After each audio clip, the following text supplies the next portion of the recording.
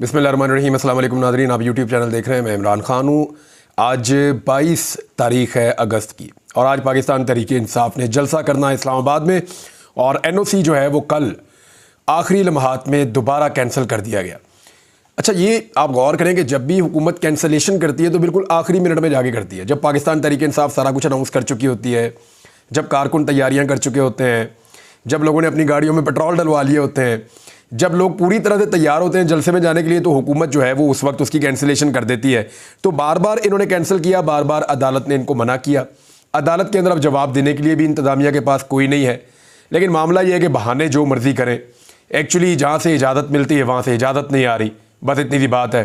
तहरीक लब्बैक वालों को इजाज़त मिल जाती है, मजहबी सियासी जमातों को इजाज़त मिल जाती है, जमात इस्लामी को इजाज़त मिल जाती है, तो सबके लिए गुंजाइश निकलती है, लेकिन पाकिस्तान तहरीक इंसाफ के लिए गुंजाइश निकलती नहीं।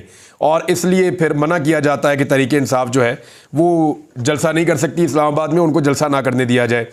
लेकिन खैबर पख्तूनख्वा में क्योंकि उनकी हुकूमत है और इससे पहले उन्होंने वहाँ जलसा किया था, तो एक बड़ा ज़बरदस्त उनका मोमेंटम बन गया था।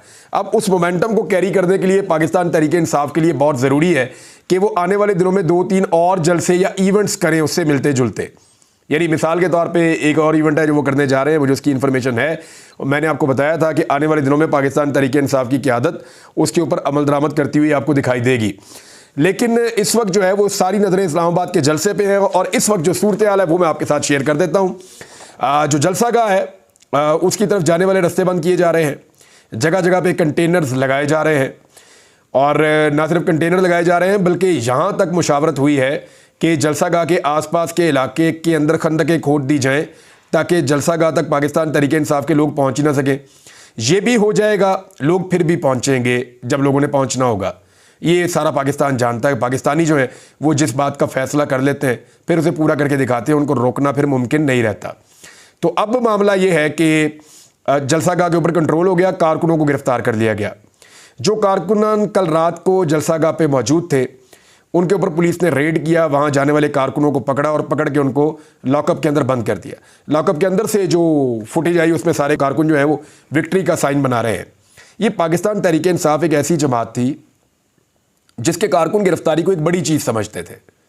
यानी एक दौर होता था, पुराना दौर, जब पाकिस्तान पीपल्स पार्टी के कारकुनों को ये लगता था कि गिरफ्तारी एक नॉर्मल चीज़ है, कारकुन गिरफ्तार हो जाते हैं और वो गिरफ्तारियाँ दिया भी करते थे। लेकिन फिर जब बेनज़ीर भुट्टो साहबा पाकिस्तान से बाहर चली गई, जब वापस आई, तो वो एक डिफरेंट पीपल्स पार्टी थी और अब तो बिल्कुल ही एक अलग किस्म की पीपल्स पार्टी है जो सिर्फ मफामत के ऊपर चलती है, सबके साथ बनाकर रखती है और हर जगह पे वो डील करती है। और अब पीपल्स पार्टी के साथ वो वाले कारकुन भी नहीं है। अब PMLN जो है वो हमेशा से पावर कॉरिडोर्स के साथ रही है और उन्होंने कभी भी कोई इनकलाबी तहरीक नहीं चलाई।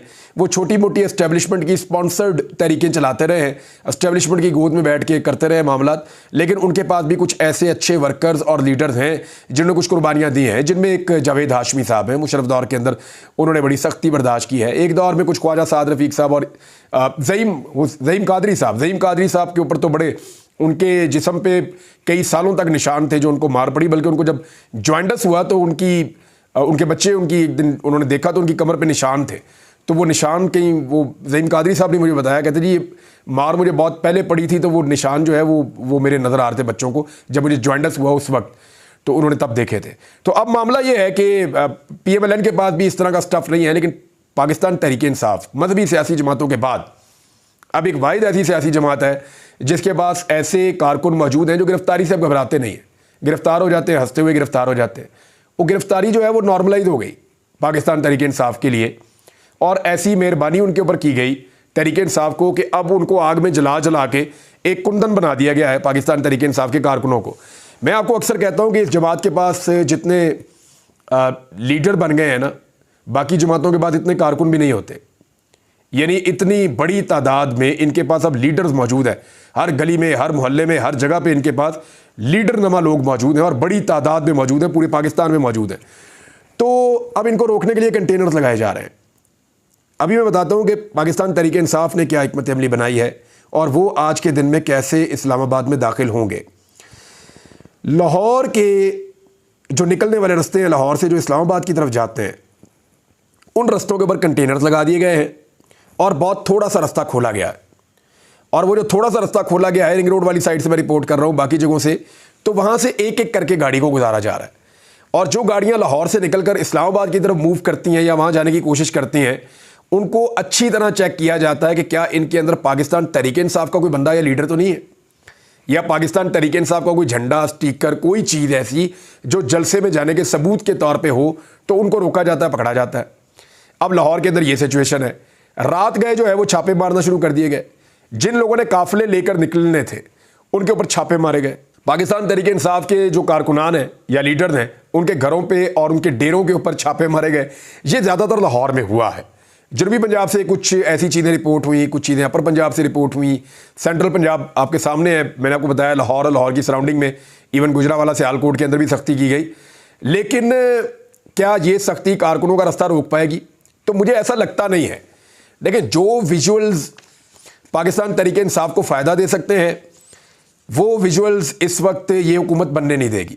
मिसाल के तौर पे जैसे गाड़ियां तोड़ देते हैं पुलिस वाले, डंडे मारते हैं, कारकुनों के सर फाड़ देते हैं, जिस तरह ये ब्रूटल टॉर्चर करते हैं, जिस तरीके से ये ख़वातीन को पकड़ के घसीटते हैं, ये सारी चीज़ें मुझे नहीं लगता कि अब पुलिस करेगी या पुलिस को ये करनी चाहिए। क्योंकि पाकिस्तान के अंदर जो है ना, वो सियासी तौर पर बहुत अदम इस्तेहकाम है, और सियासी अदम इस्तेहकाम का जो पैगाम है वो ऐसे विजुअल से बहुत तेज़ी से स्प्रेड होता है सारी दुनिया में। चाइना का पाकिस्तान से मुतालबा है कि आप पॉलिटिकल स्टेबिलिटी लेके आए अपने मुल्क में। IMF का यही मुतालबा है, अमेरिका का यही मुतालबा है। यानी दुनिया भर के जितने मालियाती इदारे हैं वो भी यही कहते हैं कि पाकिस्तान के अंदर सियासी इस्तेहकाम होना चाहिए।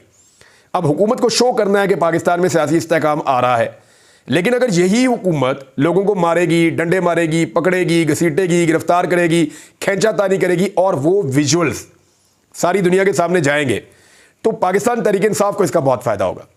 क्योंकि उनका जो मौक़िफ़ है कि सियासी इस्तेहकाम तब तक नहीं आ सकता जब तक कि अवाम के मैंडेट का एहतराम नहीं किया जाता, वो मौक़िफ़ दोबारा सारी दुनिया में जाएगा। जबकि हुकूमत का जो मौक़िफ़ है वो ये है कि हुकूमत बन गई है और सियासी इस्तेहकाम आहिस्ता आहिस्ता आ रहा है, हुकूमत के मौक़िफ़ को चोट लगेगी। मेरे ख्याल में हुकूमत रोकने की पूरी कोशिश करेगी। पंजाब के अंदर 3 दिन के लिए दफ़ा 144 लगा दी गई है। हर किस्म के जलसे, जुलूस, रैली, सब चीज़ों पर पाबंदी लगा दी गई है। लेकिन कारकुन जिन्होंने निकलना था और पहुंचना था वो तो पहुंच गए। मेरी इत्तला के मुताबिक कारकुन बहुत बड़ी तादाद में पंजाब से निकलकर गुज़िश्ता 1-2 दिनों में खैबर पख्तूनख्वा के कई इलाकों में पहुंचे हुए हैं, और पंजाब के कारकुन खैबर पख्तूनख्वा के काफिले के साथ इस्लामाबाद की तरफ दाखिल होंगे। रावलपिंडी और इस्लामाबाद में जो पाकिस्तान तहरीक इंसाफ के व्हाट्सएप ग्रुप्स हैं या पाकिस्तान तहरीक इंसाफ की जो इंटरनल उनकी कन्वर्सेशन है, वहाँ पर टीमें तैयार कर दी गई हैं और सबको पता है कितने बजे कहाँ से निकलना है और किस तरीके से कहाँ पे पहुँचना है। यानी इस्लामाबाद की और रावलपिंडी की तैयारी मुकम्मल है कि वहाँ से जुलूस कैसे निकलने हैं, किस जगह पे इकट्ठे होने हैं और किस तरह से उन्होंने जलसों की तरफ जाना है। तो उन्होंने अपनी तैयारी की हुई है और उनका ये दावा है कि वो पहुँच जाएंगे।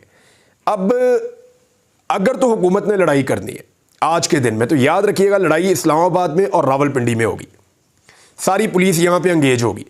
लेकिन क्या बहुत बड़े पैमाने पर पुलिस को अंगेज करने के बाद खैबर पख्तूनख्वा और पंजाब के बीच के रास्ते बंद कर दिए जाएंगे? ये बड़ा सवाल है, और ये सवाल हमेशा से उठाया जाता रहा। यानी मुल्क को 2 हिस्सों में डिवाइड कर दिया जाता है, खैबर पख्तूनख्वा उधर रह जाता है, पंजाब इधर आ जाता है। क्योंकि देखें, जो इस्लामाबाद है ना, उसके चारों तरफ पंजाब है।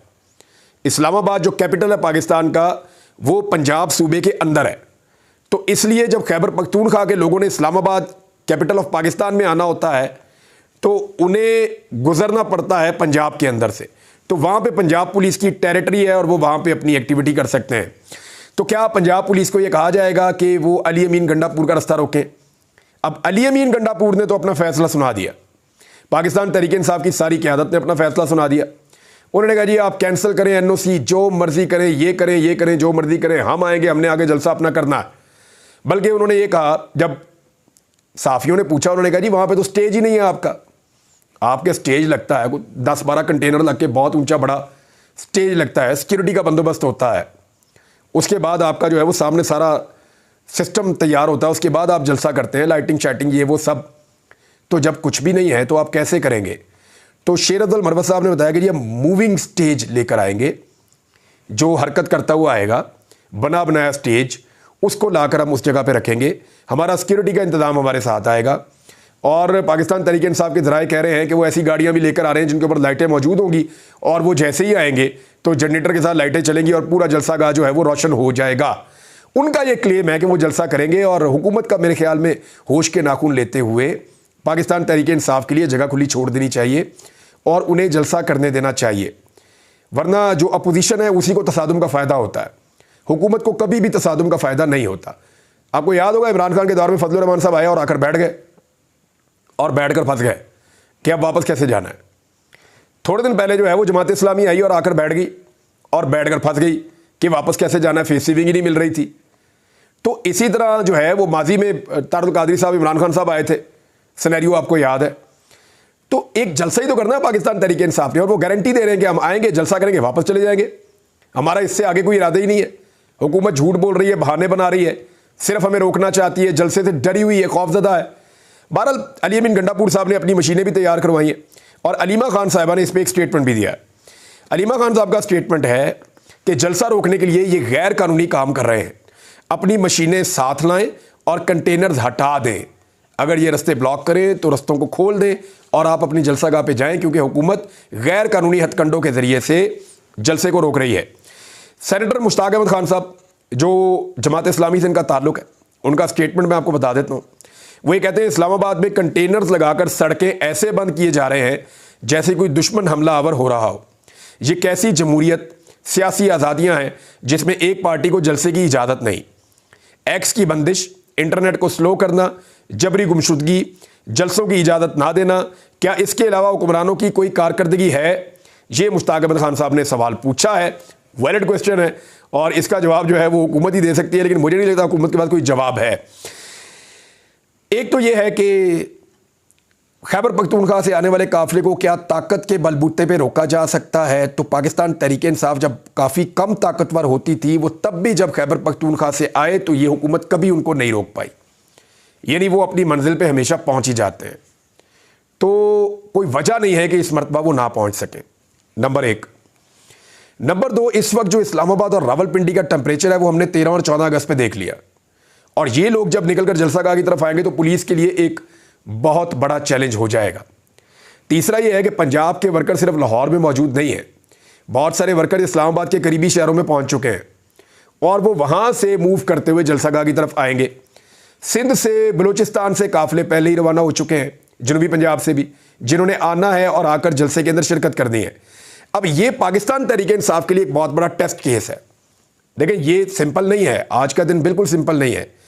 आज के दिन अगर पाकिस्तान तहरीक इंसाफ एक मरतबा फिर अपना जलसा कैंसिल करना उनको पड़ जाता है या कैंसिल करने पे मजबूर हो जाती है, तो ये तहरीक इंसाफ की सियासी साख को एक बहुत बड़ा धचका लगेगा। जबकि हुकूमत जो है उसके अंदर ये सोच पैदा होगी कि ताकत के जरिए से जब तक चाहें आप आवाम को रोक सकते हैं। एक फैक्टर और भी है जिसको हम लोग इस वक्त भूल रहे हैं। एक तहरीक पाकिस्तान में शुरू हो चुकी है तलबा की, और तलबा जगह जगह इकट्ठे होते हैं, रैलियाँ निकालते हैं, जुलूस निकालते हैं, मोटरसाइकिलों पर रैलियाँ निकालते हैं। मुख्तलिफ तालीमी इदारों के अंदर वो सरगर्मियाँ उन्होंने तेज़ कर दी हैं और उन्होंने अगस्त के आखिर तक का टाइम दिया हुआ है कि अगर तब तक इमरान खान तब रिहा हो गए तो ठीक है, वरना उसके बाद हम एक बहुत बड़ा प्रोटेस्ट पाकिस्तान में शुरू कर देंगे, तलबा तहरीक बाकायदा शुरू हो जाएगी, उनका ये दावा है। अब वो तलबा जो हैं उन्होंने भी ऐलान किया है कि वो सारे भी पाकिस्तान तहरीक इंसाफ के इस जलसे के लिए आ रहे हैं। तो ये इतना सिंपल नहीं होने वाला जितना हमें दिख रहा है। गवर्नमेंट के लिए भी बहुत मुश्किल होगा, लेकिन पाकिस्तान तहरीक इंसाफ के वर्कर्स के लिए एक बहुत बड़ा चैलेंज है कि वो किस तरीके से आते हैं और आकर इस जलसे में शिरकत करते हैं। हुकूमत ने बहुत सारे तरीके किए इसको रोकने के लिए, यानी ताकत का इस्तेमाल तो एक अलग चीज़ है ना, कानून का इस्तेमाल एक अलग चीज़ है। एक जाली नोटिफिकेशन भी जारी कर दिया गया और उसको फैला दिया गया सोशल मीडिया पे कि जी इमरान खान साहब ने जलसा कैंसिल कर दिया है, और वो जाली नोटिफिकेशन पाकिस्तान तहरीक इंसाफ का ऐसे ही सिग्नेचर लगा के सारा कुछ करके जारी कर दिया, और उसके बाद ये क्लेम किया गया जी जलसा अब ख़त्म हो गया। लेकिन पाकिस्तान तहरीक इंसाफ से ज़्यादा सोशल मीडिया में कोई तगड़ा है ही नहीं, उन्होंने वो बयानिया उल्टा कर रख दिया, और जो एक्चुअल नोटिफिकेशन हुआ है वो पाकिस्तान तहरीक इंसाफ की मेरी नज़र में एक बहुत दुरुस्त सिमत में उनका एक फ़ैसला है और उन्होंने बिल्कुल ठीक कदम उठाया है, और वो ये है कि सलमान अकरम राजा साहब को पाकिस्तान तहरीक इंसाफ ने मुकर्रर कर दिया है, जो लीगल मामलात हैं तहरीक इंसाफ के कानूनी उमूर का सरबराह मुकर्रर कर दिया है सलमान अकरम राजा साहब को। अब सलमान अकरम राजा साहब की काबिलियत का पूरा पाकिस्तान जानता है, बड़े शानदार वकील हैं, बड़ा खुलकर वो बोलते हैं, बात करते हैं, आइन और कानून के ऊपर उनको उबूर है, और उनकी पाकिस्तान के जो कानूनी हलके हैं उनके अंदर एक बड़ी मुनफरद उनकी एक इज़्ज़त है। तो सलमान अकरम राजा साहब एक बड़ी ज़बरदस्त शमूलियत होंगे, और मेरे ख्याल में देर आए दुरुस्त आए, ये एक अच्छा फ़ैसला है। दूसरी जानिब जहाँ पे जलसा होना है उसके करीब एक मस्जिद के अंदर जी अचानक खबर आती है कि उधर कोई बैग मिल गया, जी अननोन बैग मिल गया। वो जो बैग मिल गया जी, पता चला वो बैग पकड़ो जी पकड़ो, पुलिस आ गई, बैग उठा लिया, बाद में बताया जी उसके अंदर बम था। अब इस तरह की अफवाह फैलाई गई। अब पाकिस्तान तहरीक इंसाफ के लोग ये कह रहे हैं बार बार कि जनाब ये सिर्फ एक अफवाह है जिसको फैलाया गया और जानबूझकर फैलाया गया ताकि लोगों में खौफ व हरास फैलाया जा सके। तो तहरीक इंसाफ की क़यादत ने कहा जी ऐसी किसी खबर पे आप कान ना धरें, आप लोग सारे पहुंचें और पहुंचकर जलसा गाह में इस जलसे को कामयाब बनाएं। नाज़रीन, एक और चीज़ मैं आपके साथ शेयर करना चाहता हूं और वो ये है कि फैज़ हमीद के ओपन ट्रायल का जो मुतालबा किया है इमरान खान साहब ने, इन केस इमरान खान साहब ने कहा कि अगर तो 9 मई और मेरे साथ जोड़ा जाता है तो फिर ओपन ट्रायल करना है आपने। वैसे वो जो फौजी मामलात हैं, जो उनके अपना कंडक्ट का मामला है या कोई करप्शन का मामला है, इख्तियारात के गलत इस्तेमाल का मामला है, वो सारा फौज का इंटरनल मामला है, फौज जाने उनका काम जाने, आज तक किसी ने कोई मुदाखलत की नहीं। लेकिन जहां मामला आ जाएगा सिविलियंस का तो वो ओपन ट्रायल होना चाहिए। इमरान खान साहब ने यह मुतालबा किया। लेकिन इस पर जो इंफॉर्मेशन मिनिस्टर है तारड़, उनका ये स्टेटमेंट है कि जनाब ये फौज के मामलात में मुदाखलत है।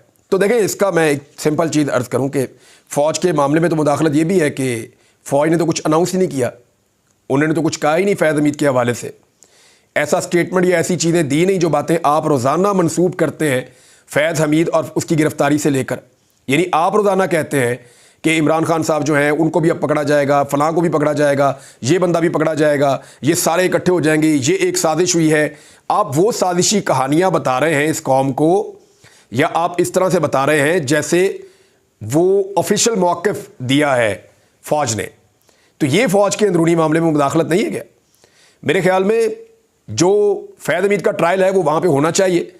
लेकिन इमरान खान साहब का जो मुतालबा है कि अगर मुझे इसमें शामिल करना है या 9 मई को डालना है और हमें इन्वॉल्व करना है तो फिर इसको ओपन ट्रायल करें ताकि सारे पाकिस्तान को पता चले कि एक्चुअली हुआ क्या है। क्योंकि देखिए 9 मई को लेकर पिछले 1.5 साल से पाकिस्तान में, 1.25 साल से पाकिस्तान के अंदर एक भूचाल आया हुआ है और पाकिस्तान की हर चीज़ जो है वो तहस नहस हुई है 9 मई के बाद से लेकर अब तक।